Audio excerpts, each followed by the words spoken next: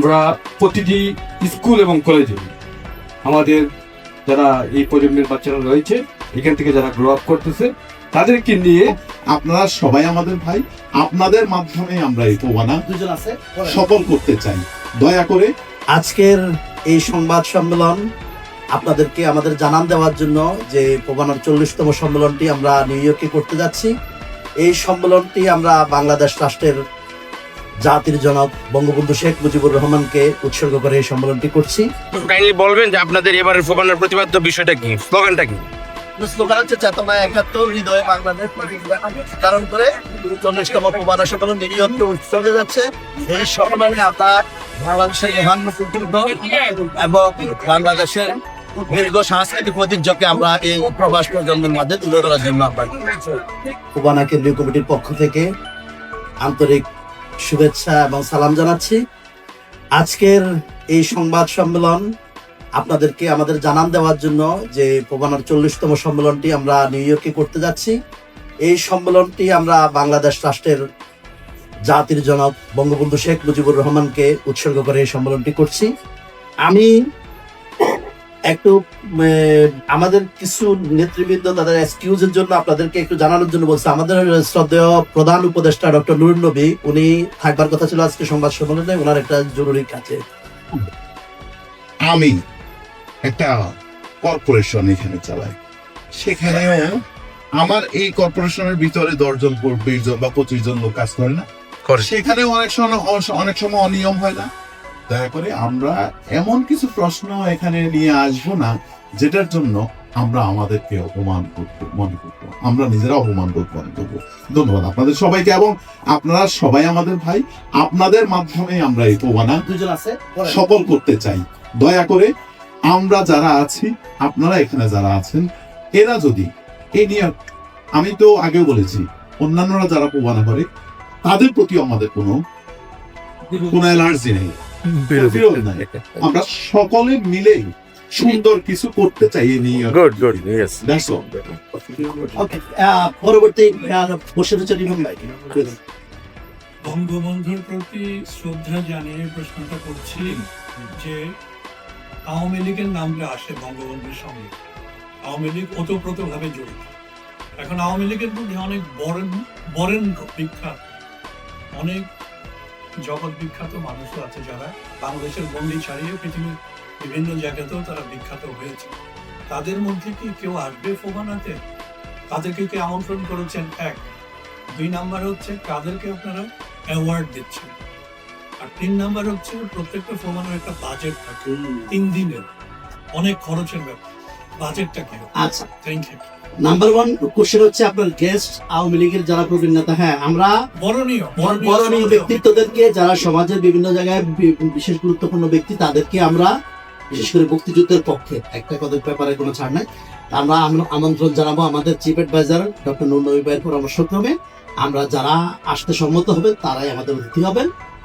আর second question হচ্ছে আপনার budget আমাদের এখন পর্যন্ত এটা শিল্পীর উপরে বাজেটটা ডিপেন্ড করে। আপনি জানেন শিল্পী যদি বাড়ে, হল হোটেল এগুলো তো আছে, এর বাইরে সবচেয়ে বিশেষ হচ্ছে শিল্পীর উপরে। আচ্ছা, আরেকটা ইনফরমেশন দিতে চাই, আমাদের এবার হলটা ফ্রি, আমরা কোনো টিকিট রাখবো না, আমরা চাই যে সবাই আসে। আর আমাদের বাজেট নিয়ার অ্যাবাউট $1 লক্ষ মতো আমাদের যাবে। আর থার্ড হচ্ছে আপনার অ্যাওয়ার্ডের জন্য আমরা ইতিমধ্যে আমাদের অ্যাওয়ার্ড কমিটি রয়েছেন, আমরা অ্যাওয়ার্ড কমিটির পক্ষ থেকে সেখানে আমাদের চিফ অ্যাডভাইজার ডক্টর নবী ভাই অ্যাওয়ার্ড কমিটির নতুন মেম্বার, ওনার পরামর্শক্রমে আমরা সেখানে বাংলাদেশের যে গুণীজনেরা রয়েছেন বিভিন্ন দেশে এখন বাংলাদেশে, তাদেরকে আমরা আমন্ত্রণ জানাবো। এবং এই প্রবাসেও বিশেষ অবদানের জন্য আমরা এবং প্রবানার যারা টার্ন লিডার যারা বিভিন্ন স্টেটে আছেন তাদেরকে আমরা প্রবানা অ্যাওয়ার্ড দেবো।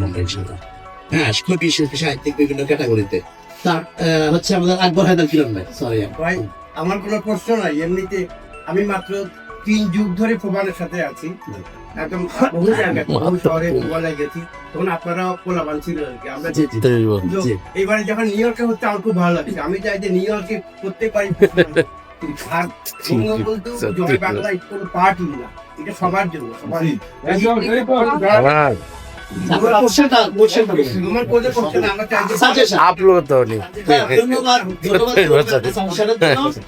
ধন্যবাদ।